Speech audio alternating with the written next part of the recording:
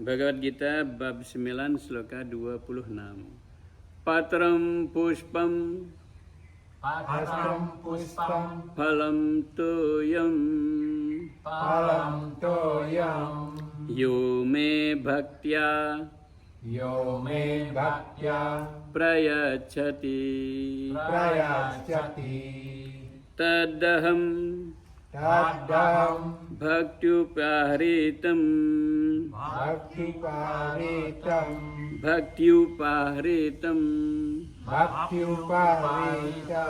tadaham bhaktyupahritam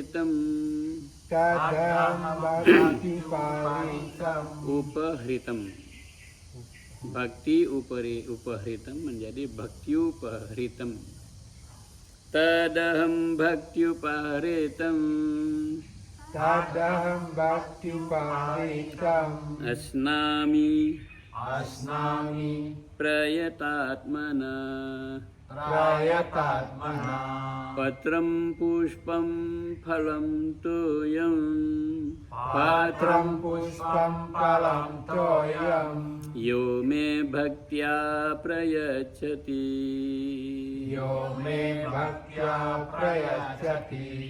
tadaham bhaktyupahritam asnami prayatatmana.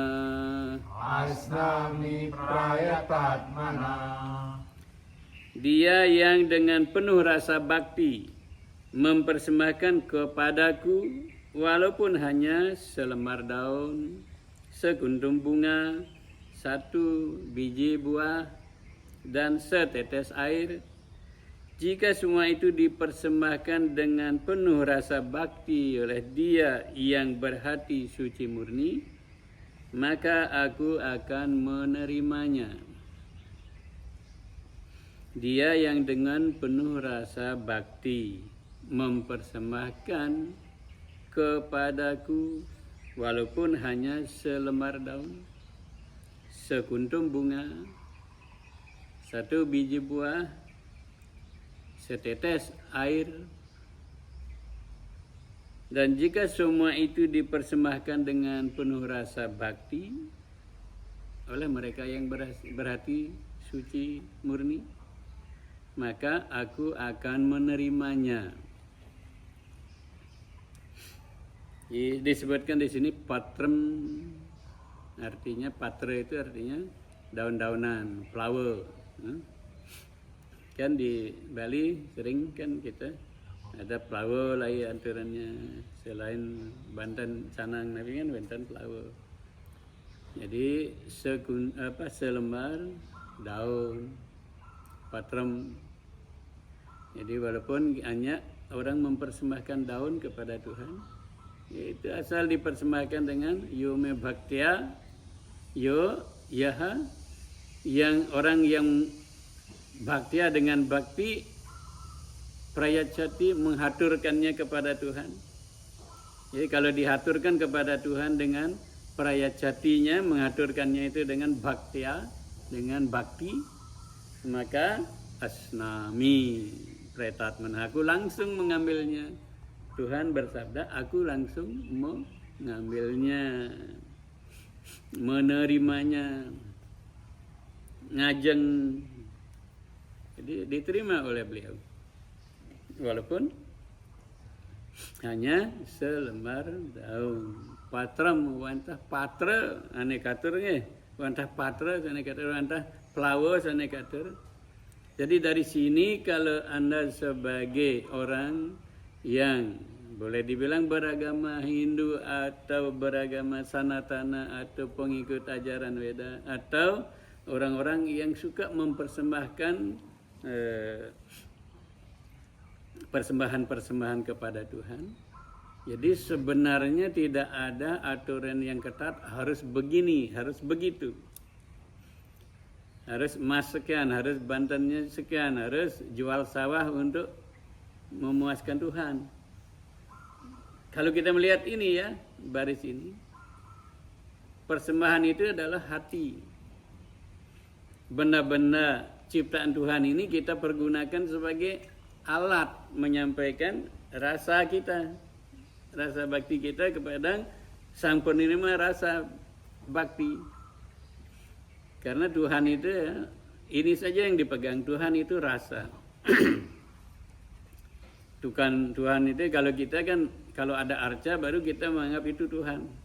Atau kalau kita nyebut nama Tuhan tertentu itu artinya Tuhan. Tapi Tuhan itu coba bawa kesadaran kita, Tuhan itu rasa. Tuhan itu rasa, Tuhan itu angin, Tuhan itu strom, Tuhan itu vibrasi, Tuhan itu energi, Tuhan itu super energi, Tuhan itu power. Tuhan itu mengisi seluruh ruang celah yang ada di dunia ini, ya, tidak ada celah tanpa Tuhan. Tuhan itu ada di luar, Tuhan itu ada di dalam diri kita. Tuhan itu mengisi keseluruhan alam ini, Tuhan itu mengisi keseluruhan dalam diri kita sampai sel-sel terkecil. Tuhan itu seperti itu. Tuhan itu bukan satu grup, satu kelompok, atau ketua kelompok, ketua organisasi, atau hanya arca atau tertentu. Nah, bawa kesadaran kita ketika kita bersembahyang, memuja Tuhan, bermeditasi pada Tuhan, meditasi kita itu rasa. Rasa kita yang nyambung dengan Tuhan. Bukan batin kita, kalau pikiran kita ya, bukan pikiran kita. Kalau pikiran kita yang nyambung dengan Tuhan, pasti akan ada kali-kalian, Tuhan berikan hamba ini. Hamba sudah capek. Jadi kita protes dengan Tuhan, kita mau memperalat Tuhan untuk mengisi keinginan kita. Nah, kalau menurut wejangan di sini, patram yome bhaktiya prayacati, selembar daun kalau ada orang mempersembahkan dengan penuh rasa bakti, asnami prayatat mana, Tuhan bersabda, aku menerimanya. Apa sih itu selembar daun bagi Tuhan kan? Tuhan itu perlu bakti, rasa sentuhan rasa bakti itu, bukan Anda menjual ini menjual itu untuk memuaskan Tuhan. Nih, ya, ternyata yang kita perlu pentingkan di sini ini adalah rasa bakti, bukan kita ketakutan menghadap Tuhan. Waduh, kalau saya tidak mempersembahkan begini begitu pada Tuhan, saya dikutuk. Seolah-olah Tuhan itu ganas sekali ya. Nah, Tuhan itu memberi tanpa kita meminta. Hanya kalau kita komunikasikan bakti kita kepada Tuhan, Tuhan itu lebih menjaga kita. Lebih lagi kita diterima, dijaga. Patram yume bhaktiya prajati, selembar daun jika orang persembahkan pada Tuhan dengan penuh rasa bakti, asnami, Tuhan menerimanya. Puspam yume bhaktiya prayacati, kalau ada orang mempersembahkan puspa, puspa artinya kusuma, kusuma artinya sekar, sekar artinya bunga. Jika ada orang mempersembahkan sekuntum bunga, lekin bhaktiya dengan rasa bakti prayacati mempersembahkannya, asnami, Tuhan akan menerimanya. Tuhan akan mengambilnya, menerimanya. Jika Tuhan menerima, itu artinya apa? Memberi. Kalau kita menerima artinya merampas. Kalau Tuhan menerima artinya memberi. Halam yume bhaktiya prayacati, mereka yang mempersembahkan hanya sebiji buah, apel, mangga, pisang susu, hanya sebuah sebiji. Yume bhaktiya prayacati, kalau dipersembahkan dengan rasa bakti, asnami prayatna, Tuhan langsung prayatna atmana, langsung beliau langsung mengambilnya, menerimanya. Sekali lagi, Tuhan kalau menerima berarti memberi karunia. Dan kalau Tuhan memberi karunia, kita mempersembahkan satu pisang susu, kita tidak akan dikasih satu pisang susu, dua pisang susu. Tapi kita akan dikasih segar, roger, selamat, rahayu, pikiran jernih, bagus. Sifat-sifat mulia kita semakin berkembang, itu yang diberikan oleh Tuhan. Keselamatan, kerahayuan. Dari hanya sekuntum bunga, patram puspam, palam, hanya satu pisang susu. Dan sekian ijaz satu ijeng pisang ya. Umumnya kita kalau mau persembahan Tuhan, kita beli, kita lakukan yang besar ya. Lupa kita bahwa yang besar itu adalah rasa bakti itu yang besar. Kita lupa bahwa persembahan yang besar itu adalah rasa bakti. Elengan nih kah? Bukan yang besar-besar. Kalau mampu ya memang, kenapa tidak?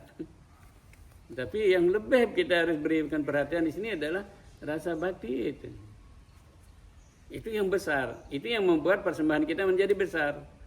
Dan kalau tidak ada rasa bakti yang becek ya, banten besar pun jadi hilang nilainya. Saya sering ada yang ngasih sesuatu yang bagus-bagus ya, tapi ngasihnya tanpa ada rasa persaudaraan atau apa ya, saya tidak mau terima, umpamanya begitu. Tidak akan kita terima kan? Kecuali orang jiwa penjara, tidak dikasih pun akan dirampas. Jadi yang membuat persembahan itu menjadi mulia dan besar dan agung dan ning dan suci dan murni adalah aturan rasa bakti. Itu yang jangan kita abaikan atau lupakan.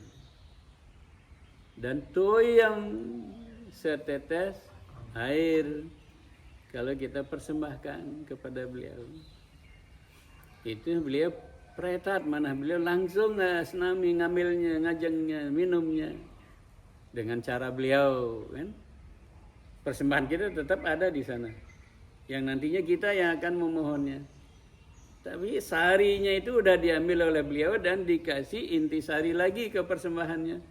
Sehingga persembahan itu menjadi lungsuran, prasadam, bukan prasadam ya, prasadam. Kalau prasadam itu artinya istana, kalau prasadam itu artinya lungsuran. Ya, persembahan itu tidak hilang, tapi di-energize oleh beliau, dikasih amarta oleh beliau. Kita yang tidak mengerti bahwa persembahan kita itu ternyata sudah menjadi amarta, kita ternyata abaikan itu, bawa ke rumah, kita lupakan kan?